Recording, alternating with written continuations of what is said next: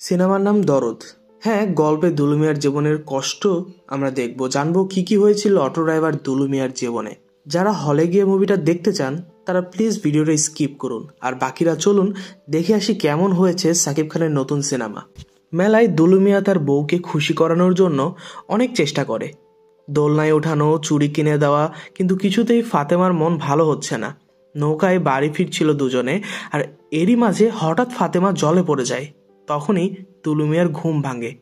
হ্যাঁ, এতক্ষণ দুলু স্বপ্ন দেখছিল, কিন্তু সে দেখে তার পাশে ফাতেমা নেই। তখন দুলু অন্য রুমে যায় আর দেখে ফাতেমা টিভি দেখছে। শেষে দুলু একটু স্বস্তি পায় আর বলে, বউ তুমি এত রাতে এভাবে আমাকে রেখে চলে এসেছো, আমার ভয় করে না বুঝি? চলো ঘরে চলো। ফাতেমা সরফরাজ খানের মুভি দেখছিল আর দুলুকে বলে, তোমার কাছে কেন যাব আমি? তুমি তো সরফরাজের মতো ভালোই বাসো না আমাকে, আর তুমি বলেছিলে বিয়ের সময় আমাকে সরফরাজের সাথে দেখা করাবে, নিয়ে যাবে দেখা করাতে। দুলু বলে, আরে আমার পাগল বউ, কালই তো আমরা দেখা করতে যাব, সে আমাদের এখানে শুটিংয়ের জন্য আসবে আর তোমাকে নিয়ে যাব। ফাতেমা খুশিতে পাগল হয়ে যায় আর বলে, তাহলে আগে কেন বলনি? দুলু বলে, আরে বললে তো তুমি না খেয়ে না ঘুমিয়ে থাকতা, এজন্যই বলিনি, সারপ্রাইজ ছিল। চলো ঘুমাতে চলো এখনই। এদিকে সরফরাজ খানের মুভির শুটিং চলছে, কিন্তু ডিরেক্টর প্রডিউসার সবার মাথায় হাত। 9টায় শুটিং হওয়ার কথা ছিল, বেজে গেছে 12টা। হিরো হিরোইনের কোনো খোঁজই নাই। হিরোর অ্যাসিস্ট্যান্ট কফি নিয়ে যাচ্ছিল। ডিরেক্টর বলে, ভাই তোর বসকে তাড়াতাড়ি বের হতে বল, না হলে কফিতে বিষ মিশিয়ে দেয় যেন আর সে বেরই না হয়, ওখানেই পড়ে থাকুক সারাদিন, তাও আমারে মুক্তি দে। এদিকে সরফরাজ নতুন হিরোইনের সাথে মজা করছে। তখনই অ্যাসিস্ট্যান্ট এসে বলে, স্যার প্লিজ তাড়াতাড়ি আসুন, ডিরেক্টর আপনাদের দুজনকে ডাকছে, তাড়াতাড়ি শুটিং কমপ্লিট করতে হবে। শেষে হিরো হিরোইন আসে শুটিং স্পটে। এদিকে ফাতেমা সুন্দর করে সেজে হাতে রসগোল্লা নিয়ে দুলুকে বলে, চলো। দুলু বলে, ফাতেমা এত সুন্দর সাজুগুজু করেছো সরফরাজের জন্য, সাথে তোমার হাতে বানানো রসগোল্লাও নিয়ে যাচ্ছ, কই আমাকে তো খাওয়াও না কোনোদিন। দুলু বলে, ঠিক আছে চলো যাই। এরপরে দুজনে আসে শুটিং সেটে। দারোয়ানকে কিছু টাকা দিয়ে তারা ভিতরে ঢুকে যায়। সরফরাজ অ্যাক্টিং করছে, ইমোশনাল সিন। ফাতেমার চোখেও জল, ফাতেমা কান্না করছে। দুলু চিৎকার করে বলে, স্যার আপনি কাঁদবেন না, আপনার কষ্ট পেলে আমার বউ কষ্ট পাবে প্লিজ। তখনই শুটিং থেমে যায় আর সরফরাজ বলে, আরে কে আছে, ঠিক আছে এদিকে আসো। তখন ফাতেমা বলে, যাও তুমি গিয়ে এই রসগোল্লাটা দিয়ে আসো, আর একটা সেলফি নিও কিন্তু। দুলু সামনে যায়, সরফরাজকে বলে, স্যার আমার বউ আপনার অনেক বড় ফ্যান, সব সময় আপনাকে নিয়ে ভাবে, আপনার কথা বলে, বুঝতেই তো পারছেন স্যার আমার কি অবস্থা, তাই প্লিজ একটা সেলফি তুলি, আর আমার বউয়ের হাতের রসগোল্লাটা আপনাকে একটু খাওয়াতে চাই। এই বলে দুলু হাতে স্যানিটাইজার দিয়ে নিজ হাতে সরফরাজকে খাইয়ে দেয় মিষ্টি। আর ফাতেমাকে বলে, দেখেছো তোমার বানানো রসগোল্লা তোমার হিরোকে খাইয়েছি। দুইজনে খুশি হয়ে বেরিয়ে আসে। সরফরাজের অ্যাসিস্ট্যান্ট দুইজনকে চলে যেতে বলে, আর সেই রসগোল্লাটা ডাস্টবিনে ফেলে দেয়। এরপর দুলু আর ফাতেমা অনেক খুশি হয়ে শপিং করে বাড়ি ফিরে আসে। কিন্তু এদিকে সরফরাজ খান মারা যায়। পুরো এলাকায় শোরগোল পড়ে যায়, পুলিশ এসে বডিটা নিয়ে যায়। নিউজে ছড়িয়ে পড়ে ফেমাস ফিল্ম স্টার সরফরাজ খান মারা গেছে। মার্ডার নাকি সুইসাইড নাকি দুর্ঘটনা, এটা কেউ ঠিকভাবে বলতে পারছে না। এদিকে বাসায় এসে ফাতেমা যখনই টিভি দেয়, দেখে সরফরাজ খান মারা গেছে। তখন সে কান্নায় ভেঙে পড়ে আর দুলুকে বলতে থাকে, আমি জানি তুমি ওকে হিংসা করতে, আমি জানি তুমি ওকে পছন্দ করতে না, তুমি ওকে সহ্য করতে পারতে না তাই মেরে ফেলেছো, তাই না? দুলু বারবার বলতে থাকে, ফাতেমা আমি ওকে মারিনি, আমি কেন মারবো ওকে? তোমার মুখের হাসির জন্য আমি সব কিছু করতে পারি, তাহলে কেন তোমাকে আমি কাঁদাবো? বলো, বিশ্বাস করো আমি কিচ্ছু করিনি। এদিকে পুলিশ অফিসার অগ্নিকে কেসের দায়িত্ব দেওয়া হয়। অগ্নি তার পুরো টিম নিয়ে আসে ডিরেক্টর, প্রডিউসার, হিরোইন সবার সাথে দেখা করতে। সেখানে সবাইকে জিজ্ঞাসা করা হয়। ডিরেক্টরের সাথে নতুন হিরোইনের রিলেশন ছিল, কিন্তু সরফরাজের সাথে মিশার পর থেকে সে হিরোইন তার কাছ থেকে মুখ ফিরিয়ে নেয়। ডিরেক্টরকে সে ইগনোর করতে থাকে। পোস্টমর্টমে সরফরাজের মুখে লিপস্টিকও পাওয়া গেছে। পয়জনটা আসলে কোথা থেকে আসলো? লিপস্টিক থেকে, নাকি একজন ফ্যান তাকে রসগোল্লা দিয়েছিল সেখান থেকে, নাকি অ্যাসিস্ট্যান্ট তাকে পানি দিয়েছিল সেখান থেকে? আসলে কে খুনি? ডিরেক্টরেরও মোটিভ আছে, কারণ হিরোইন তার সাথে চিট করেছে। কে আসলে খুনি এটাই সবাই ভাবতে থাকে। এদিকে দুলু ফাতেমাকে নিয়ে আসে আবারও সেই শুটিং সেটে, আর ডাস্টবিনে ফেলে দেওয়া রসগোল্লাটা উঠিয়ে নিয়ে বলে, তোমার বিশ্বাস হচ্ছে না, দেখো আমি এখনই এটা খেয়ে দেখাচ্ছি। দুলু রসগোল্লা মুখে ঢুকিয়ে দেয়, কিন্তু ফাতেমা বলে, কি করছো এসব, নষ্ট হয়ে গেছে, এটা ফেলে দাও। এরপর দুলু সেটা ফেলে দেয়। এরপর ফাতেমার বিশ্বাস হয় আসলে ব্যাপারটা। দুলু প্রথম ফাতেমাকে দেখেছিল এক মেলায়। সে সুন্দর করে মিষ্টি ভাজছিল, আর এক দেখাতেই দুলুর ভালো লেগে যায় তাকে। দুলু সেই দোকানে গিয়ে বলে, চাচা এখানে একটা মেয়ে ছিল না পরীর মতো দেখতে, কোথায় গেল? আমার ওকে অনেক পছন্দ হয়েছে, অনেক ভালো লেগেছে, ওকে বিয়ে করতে চাই। তখন চাচা বলে, ছোটবেলা থেকেই ওর মাথায় ভূত আছে, ও সারফারাজকে ভালোবাসে, সুপারস্টার সারফারাজ খান। তখন দুলি বলে, ব্যাপার না চাচা, আপনি আমার সাথে কথা বলিয়ে দিন, আপনি কি চিনেন মেয়েটাকে? লোকটা বলে, বাপ হয়ে মেয়েকে চিনবো না? তোমাকে আমার ভালো লেগেছে, দেখো ফাতেমাকে রাজি করাতে পারো কিনা। তখন দুলু গিয়ে প্রপোজ করে ফাতেমাকে আর বলে, আমি তোমাকে ভালোবাসি ফাতেমা, তোমাকে বিয়ে করতে চাই, তোমাকে আমি রানী করে রাখতে চাই। তখন ফাতেমা শর্ত দেয়, বিয়ে করতে পারি আমি এক শর্তে, সারফারাজ খানের মতো আমাকে ভালোবাসতে হবে, আর বিয়ের পর একবার আমাকে সারফারাজের সাথে দেখা করাতে হবে। দুলু বলে, ঠিক আছে বাবা, কথা দিলাম। এরপর দুলু মিয়া আর ফাতেমার বিয়ে হয়। দুলু ফাতেমাকে অনেক ভালোবাসে। এই ছিল ফাতেমা আর দুলু মিয়ার বিয়ের গল্প। দুলু কাজে বের হয়, সে আসে একটা হসপিটালে। সেখানে একটা ডক্টর নার্সকে দিয়ে ম্যাসাজ করাচ্ছিল আর মজা নিচ্ছিল। তখন ডক্টরের ওয়াইফ ফোন দেয় আর বলে, কি করছো তুমি? দেখি কে আছে ওখানে, কোন মেয়ের সাথে আছো দেখি তো। ঠিক তখনই সেখানে দুলু মিয়া আসে আর বলে, সালাম ভাবি সাহ, কেমন আছেন? আপনার হাজবেন্ডের আমি অনেক বড় ফ্যান, তার জন্য আমার অনেক বড় রোগ ভালো হয়েছে, তাই ওনার জন্য আমি মিষ্টি এনেছি, রসগোল্লা, আমার নিজের বউর হাতে বানানো। তখন দুলু মিয়া হাতে স্যানিটাইজার দিয়ে ডক্টরকে খাইয়ে দেয় একটা রসগোল্লা নিজ হাতে আর বলে, ভাবি সাহ, আপনার জন্যও থাকলো, ডাক্তার সাহেব বাসায় নিয়ে যাবে, আপনিও কিন্তু খেয়ে বলেন কেমন হয়েছে। এই বলে দুলু বেরিয়ে পড়ে। আর তখনই হসপিটালে এসেছিল অগ্নি, সে প্রেগনেন্ট, তার চেক আপের জন্য এসেছিল। সে ডক্টর মিজানের রুমে ঢুকেই দেখে সে মারা গেছে আর তার টেবিলে রসগোল্লা রাখা। ঠিক তখনই সে সবার হাত চেক করতে থাকে। দুলু ওয়াশরুমে গিয়েছিল, এসে দেখে পুলিশ তদন্ত করছে, খোঁজাখুঁজি করছে কিছু একটা। হঠাৎ দুলুর হাত ধরে ফেলে অগ্নি, কিন্তু হাতে কিছুই দেখে না। এরপর দুলু মিয়া সুন্দর একটা হাসি দিয়ে সেখান থেকে চলে আসে।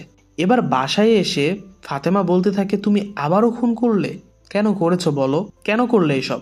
দুলু ঠিক আগের মতো আবারও বলতে থাকে, আমি কিছু করিনি, বিশ্বাস করো। এদিকে পুলিশ ভাবতে থাকে কেন মার্ডারগুলো হচ্ছে। দুজনের পেটেই পাওয়া গেল এক ধরনের বিষ, কিন্তু যে রসগোল্লা টেবিলে রাখা ছিল সেটাই তো বিষ নেই। এদিকে সবাইকে ডাকা হয়। যে ফ্যান সারফারাজকে রসগোল্লা দিয়েছিল তার স্কেচ বানাতে বলা হয়। সবার কথা মতো মিলিয়ে একটা ছবি বানানো হয়, সেই রসগোল্লা যে এনেছিল তার ছবি, আর সেটা সারা শহরে ছড়িয়ে দেওয়া হয়। পুলিশও খুঁজতে থাকে। এদিকে দুলু কাজ থেকে ফিরে পুরো ঘরে ফাতেমাকে খুঁজতে থাকে, কোথাও ফাতেমা নেই। হঠাৎ সে ছাদে গিয়ে দেখে ফাতেমা ছাদ থেকে লাফ দেওয়ার জন্য চেষ্টা করছে। তখন দুলু গিয়ে ফাতেমাকে আটকায় আর বলে, এ কি করছো ফাতেমা? আমার সাথে এমন করো না, জানো না আমি তোমাকে ছাড়া বাঁচবো না। তুমি যা বলবো আমি তাই করব, তুমি বললে আমি স্যালেন্ডারও করব, প্লিজ তুমি রাগ করো না, হাসো একটু প্লিজ। এরপরে ফাতেমা বলে, সত্যি বলছো, স্যালেন্ডার করবা? দুলু বলে, হ্যাঁ একদম। এরপর দুলু বের হয় ফাতেমাকে নিয়ে, স্যালেন্ডার করতে যাচ্ছে তারা। দুলু পুলিশ স্টেশনে না গিয়ে একটা বাড়ির সামনে এসে দাঁড়ায়। ফাতেমাকে বলে, বউ তুমি একটু এখানে অপেক্ষা করো, আমি এখনই আসছি, আমার এক স্যারের সাথে দেখা করে আসি, তাকে আমি মিষ্টি খাইয়ে আসি। ফাতেমা বলে, তুমি আবারও মার্ডার করতে যাচ্ছ? দুলু বলে, আরে না বাবা, আমার স্যার হয়, স্যালেন্ডার করলে দেখা হবে না, এজন্য মিষ্টি নিয়ে আসছি, তাকে একটু সালাম করে আসি। এই বলে দুলু ভিতরে যায়। ঠিক তখনই সেখানে থাকা প্রডিউসার বলে, কিরে দুলু, ভেবেছিলাম তুই বাচ্চা একটা ছেলে, কিন্তু তোর কাজ দেখে তো বুঝে গেছি তুই কি জিনিস। তবে এটা ঠিক, তুই এখান থেকে আর ফিরে যেতে পারবি না, আমার ছেলেরা তোকে মেরে ফেলবে।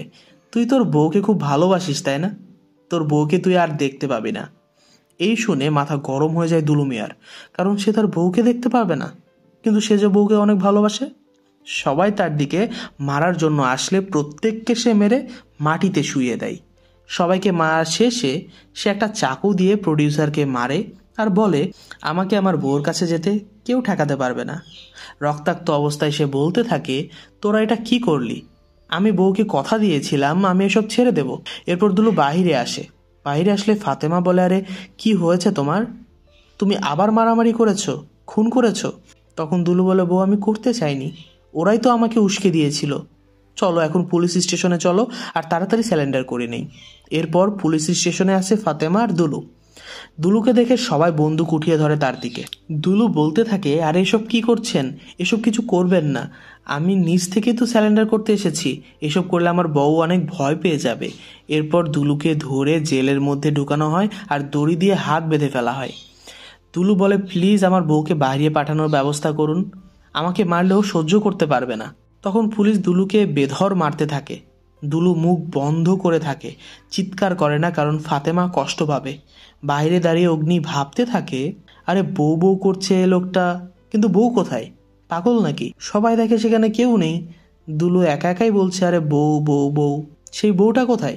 এমনকি সে মার খেয়েও মুখ দিয়ে একটা শব্দও বের করছে না, যেন তার বউর কষ্ট না হয়। তখন অগ্নি সবাইকে পাঠায় দুলুর ব্যাপারে খোঁজ খবর নেওয়ার জন্য। সবাই দুলুর ব্যাপারে জিজ্ঞাসা করে। সবাই বলে ছেলেটা অনেক ভালো ছিল, কিন্তু কিভাবে যে কি হয়ে গেল। শেষে একজন বলে, ফাতেমা ভাবি যেদিন থেকে মারা যায় সেদিন থেকে ভাই এমন পাগল হয়ে গেছে, পাগল হয়ে গেছে। সে অনেক ভালোবাসতো ভাবিকে। এসব শোনার পর সবাই আসে স্টেশনে আর অগ্নি ম্যামকে জানায় বিষয়টা। আসলে যে বোর কথা দুলু বলছে সে বেঁচেই নেই। অগ্নি একজন ডক্টরের সাথে পরামর্শ করে। ডক্টর বলে, আপনারা এক কাজ করতে পারেন, দুলুর কাছেই সবটা শুনতে পারবেন, কিন্তু তার জন্য ফাতেমাকে সামনে নিয়ে আসতে হবে, তাহলেই সে সব গল্পটা নিজ থেকেই বলে দেবে। কারণ সে একটা কল্পনার জগতে বাস করে, যে জগতে তার বউ ফাতেমা এখনো জীবিত। তখন একজন পুলিশকে ফাতেমার শাড়ি চুরি পরিয়ে নিয়ে আসা হয় দুলুর সামনে। মেয়েটি বলে, দেখো দুলু, আমি এসেছি, তুমি ঠিক আছো তো?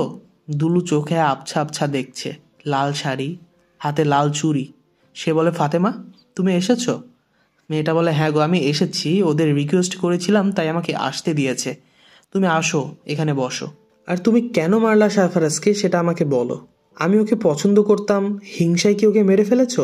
তখন দুলু বলে, আরে না রে পাগলি, সারফারাজকে দেখে তো আমার হিংসা হতো, আমি তো ওর মতোই হতে চেয়েছিলাম, তোমার মন জয় করতে চেয়েছিলাম। এবার আমরা দেখব দুলু মিয়ার সেই অতীত।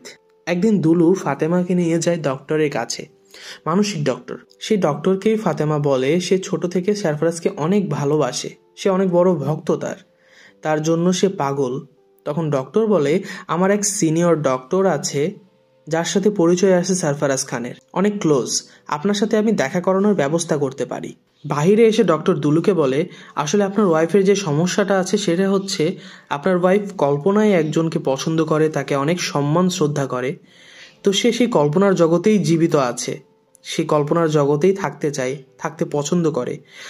তো আমার মতে সেই কল্পনার জগৎকে যদি তার সামনে নিয়ে আসা যায়, অর্থাৎ সারফারাজ খানকে যদি তার সাথে দেখা করানো যায়, তাহলে আমার মনে হয় এই সমস্যাটার সমাধান হয়ে যাবে। তখন দুলু বলে, হ্যাঁ ডাক্তার, আমার বউকে ভালো করার জন্য আমি সব করতে পারি। তখন সে ডাক্তার একটা ডেট আর একটা ঠিকানা দেয়। ফাতেমা রেডি হয়ে যায়, হাতে তার নিজের বানানো রসগোল্লা। দুলু আর ফাতেমা আসে সেই ঠিকানায়। সেখানে এলে ডক্টর ফাতেমাকে ভিতরে আসতে বলে আর দুলুকে বাইরে ওয়েট করতে বলে। দুলু বলে, ফাতেমা তুমি একা যাবা? ফাতেমা বলে, আরে সমস্যা নেই, আমি দেখা করে রসগোল্লাটা দিয়ে চলে আসব। এরপর ফাতেমা যায় ভেতরে। সেখানে গিয়েই সে সারফারাজকে দেখে পাগল হয়ে যায়, তার সাথে কথা বলে, তাকে বলতে থাকে সে কত বড় ফ্যান তার, সে ফার্স্ট ডে ফার্স্ট শো দেখে, প্রত্যেকটা মুভি সে দেখেছে, এই সব কিছু সে বলতে থাকে। এদিকে senior doctor Mizanur, junior doctor, producer মিলে দেখতে থাকে ফাতেমাকে। প্রডিউসার বলে, ডাক্তার কি জিনিস মাইরি, কই থেকে আসে, আমাদের কপালে তো এসব আসে না, সিনেমার হিরোইন খুঁজে খুঁজে পাই না, এরা থাকে কোথায়? সারফারাজ তো হাত লাগাবে না, আমাদেরই কিছু একটা করতে হবে। এই বলে সারফারাজের ড্রিঙ্কসে ড্রাগ মিশিয়ে ডক্টর দেয় সারফারাজকে। সারফারাজ খেয়ে মাথায় হাত দিয়ে বসে পড়ে। তখনই সবাই মিলে ফাতেমাকে নিয়ে খেলায় মেতে ওঠে। প্রডিউসার, দুই ডক্টর আর তাদের হেল্প করছিল সারফারাজের অ্যাসিস্ট্যান্ট। এভাবেই অনেকক্ষণ পালা বদল করে চলতে থাকে ফাতেমার ওপরে নির্যাতন। ফাতেমার চিৎকার দুলু মিয়ার কান পর্যন্ত পৌঁছায় না। কিছু সময় পর সবাই গাড়ি নিয়ে সেখান থেকে বেরিয়ে পড়ে। দুলু আসে ভেতরে। সে ফাতেমাকে দেখে মাটিতে পড়ে আছে নিথর অবস্থায়।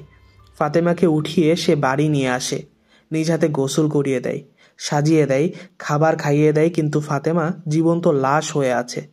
রাতে ঘুমাতে পারে না, চিৎকার করে জেগে ওঠে, কোনো কথা বলে না, চুপচাপ হয়ে গেছে সে। দুলু ফাতেমাকে নিয়ে মেলায় যায়, নাগরদোলায় ওঠায়, চুড়ি পরিয়ে দেয়, কিন্তু কিছুতেই ফাতেমার মন ভালো হয় না। দুলু একটু হাসি ফোটাতে পারে না ফাতেমার মুখে।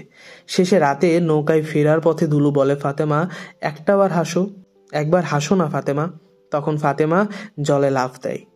আর এখানেই ফাতেমার গল্পের সমাপ্তি হয়ে যায়। এই পুরোটা যখন অগ্নি আর তার পুরো টিম শোনে তখন সবার চোখে জল চলে আসে। তখন সবাই বুঝতে পারে দুলু মিয়ার হাসির পেছনে দরদ অর্থাৎ কষ্টের আসল কারণটা কি। তাকে পাঠানো হয় মেন্টাল রিহাবে অর্থাৎ মানসিক হাসপাতালে। সেখানে দুলু মিয়া গাছে ফাতেমার নাম লেখে আর হাসতে থাকে। প্রথমে সে সেই জুনিয়র ডক্টরকে মেরেছিল ট্রাকের সাথে অ্যাক্সিডেন্ট ঘটিয়ে। এরপর স্যানিটাইজারের জায়গায় পয়জন মিশিয়ে মিষ্টি খাইয়ে দিয়েছিল সারফারাজকে আর সেই ডক্টরকে, আর চাকু দিয়ে সে মেরেছিল প্রডিউসারকে। এভাবে সে সেই ঘটনার প্রতিশোধ নিয়ে নেয়। এখানেই সিনেমার গল্পের সমাপ্তি হয়। তবে ফাতেমার লাশ কিন্তু এখনো পাওয়া যায়নি, বা আমরা কিন্তু মুভিতে দেখতে পাইনি। হতে পারে ফাতেমা জীবিত আছে, আর ফাতেমাকে খুশি করার জন্য দুলু এই খুনগুলো করছিল যেন সে ফাতেমাকে সুস্থ করতে পারে, আগের অবস্থায় নিয়ে যেতে পারে। পাগল হওয়ার নাটক সে করছে যেন প্রতিশোধও পূরণ হয়, সাথে কম শাস্তিও পেয়ে সে আবার ফিরে যেতে পারে ফাতেমার কাছে। জানি না কি হবে, যদি পার্ট 2 আসে তাহলে ফাতেমা জীবিত আছে, আর যদি না আসে তাহলে ফাতেমা মৃত। যাই হোক, কেমন লেগেছে আপনাদের জানাবেন। আমি বলতে চাই সোনালের অভিনয় অনেক ভালো ছিল। সাকিব খানও যথেষ্ট ভালো অভিনয় করেছে। সেই সিনগুলো দেখুন যেখানে তাকে মারা হচ্ছিল থানাতে, সেই এক্সপ্রেশনগুলো মারাত্মক ছিল। সাকিব খানের প্রতিভা আছে, সেটাকে ব্যবহার করতে হবে ডিরেক্টরদের। গল্প আরও স্ট্রং হতে হবে, তাহলে অবশ্যই নতুন প্রজন্ম সাকিব খানকে শ্রদ্ধা ভরে দেখবে। ভালো থাকবেন, দেখা হচ্ছে নতুন কোনো গল্প নিয়ে। ধন্যবাদ সবাইকে।